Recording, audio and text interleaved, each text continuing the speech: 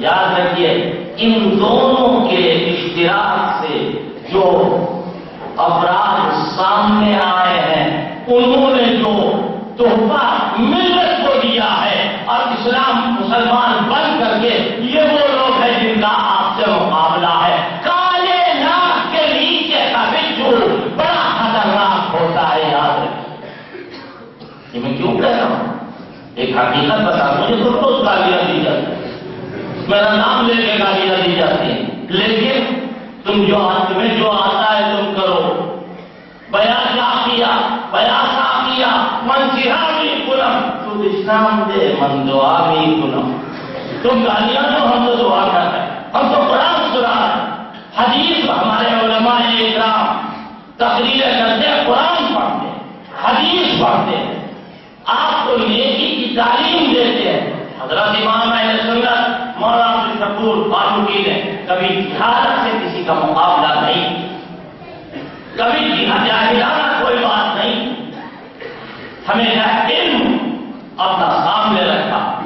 تو یہ دہشت گردی یہودیوں کی طرف سے تھے.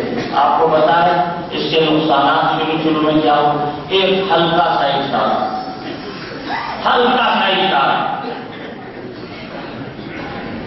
حضور پاک صلی اللہ علیہ وسلم نے ان کو کہا بابو مدینہ سے نکالا نہیں نکالا. حضرت فاروق اعظم کا زمانہ آیا, کام یہود میں جزیرۃ العرب, ان کو مدینہ سے نہیں بلکہ پورے عرب خطے سے باہر کر. فاروق اعظم نے ان کو نکال باہر کیا. یہودی ختم نہیں ہوئے بلکہ ان پر رات کر دی. یہ چپ ہو گئے, کوئی اپنا کام نہیں کر پائے. فاروق اعظم کی شہادت در حقیقت یہودیوں کی کار فرمائی کا نتیجہ ہے. یہ کون ہے مجھے؟ یہ ابو الولوغ کی روز جو تمہاری آنکھ کا تارا ہے, یہ مجوسی آتش پرست, یہ کون ہے؟ یہ وہی جو عداوت حضور کے زمانے سے پڑی, اسی نے عداوت نے مجبور کیا اور مجبور کر کے اس نتیجے پر پہنچایا کہ حضرت فاروق اعظم کی شہادت عمل میں آئی. میں تفصیل میں نہیں جانا چاہتا. حضرت فاروق اعظم شہید ہو گئے. ظاہر ہے کہ فاروق اعظم کوئی معمولی آدمی, فاروق اعظم کوئی معمولی شخصیت کا نام. فاروق اعظم وہ ہیں کہ جن کی حیبت سے شیطان تھر تھر تھر تھر کانپتا. ایک واقعہ یاد آ گیا, وہ بھی حدیثی. حضرت جا رہے ہیں صلی اللہ علیہ وسلم, صدیق اکبر ان کے پیچھے کچھ بچیاں بیٹھی اور تھالی ہوتی ہے, تھالی اس کو بجا رہے, چھوٹی چھوٹی بچیاں. حضرت گئے, وہ اپنا کام کرتے رہے. صدیق اکبر رضی اللہ عنہ پیچھے تھے, وہ گئے اپنا کام کرتی رہے. فاروق اعظم صدیق اکبر کے پیچھے جب وہ آئے تو ان تھالیوں پر جلدی جلدی خود بیٹھ گئے اور چھپا لیا. فاروق حضور پاک صلی اللہ علیہ وسلم زیادہ آگے نہیں بڑھے. کہا عمر تمہاری شان تو یہ ہے کہ جس راستے سے تم چلتے ہو شیطان وہ راستہ چھوڑ دیتا, شیطان وہ راستہ چھوڑ دیتا. تو فاروق اعظم کی شہادت کوئی معمولی آدھی دنیا پر اسلام کا جھنڈا لہرانے والی خلافت فاروق اعظم کے خلاف. آدھی دنیا یہودیوں سے یہ کہاں گوارا, یہودیوں سے یہ کہاں بردار. چنانچہ فطرت سامانیہ ہو گئی. ان میں ایک چٹا بندھا چچا بلا ایک فرد پیدا ہو جو پہلے یہودی تھا, بعد میں دکھاوے کا مسلمان ہوا, یعنی عبداللہ ابن سبا بعد میں مسلمان ہوا. اس نے سوچا کہ کسی طرح تیسری خلافت پر ہاتھ مارا جائے اور اسلام کو نقصان پہنچایا جائے. حضرت عثمان کے خلاف سازشیں کرتے. یہاں پر رک جائیے ذرا دیر. یہودی اور منافق سازشیں کرنے میں سب سے آگے. بری بری خبریں، غلط غلط خبریں پھیلانے میں سب سے آگے. میں ایک واقعہ آپ کو بتاؤں گا قرآن پاک. حضور پاک صلی اللہ علیہ وسلم کے زمانے میں ام المومنین حضرت عائشہ صدیقہ رضی اللہ تعالی عنہا ایک غزوے میں حضور کے ساتھ گئی اور وہاں سے واپس آ رہے. حضرت عائشہ صدیقہ رضی اللہ تعالی عنہا راستے میں رکی.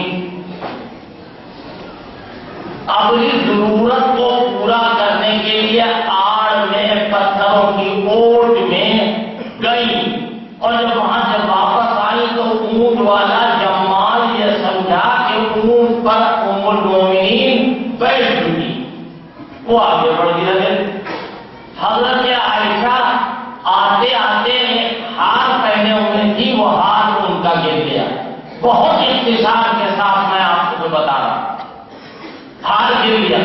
ہار کو پینے لگی، ڈھونڈنے لگی. ہار گر گیا. اتنی دیر میں اونٹ چلا گیا جس پر ہوئے. اب جنگل ہے اور حضرت عائشہ، مگر واقعی ام المومنین حضرت عائشہ مدبرہ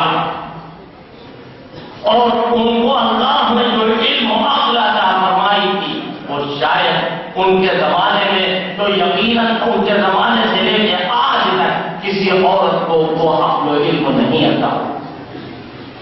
بھاگی نہیں، ادھر جائیں ادھر جائیں، اونٹ ڈھونڈے وہیں رک گئی. جب میں یہاں رہوں گی تو ڈھونڈنے والے سب سے پہلے یہاں آئیں گے. اونٹ چلا گیا. پیچھے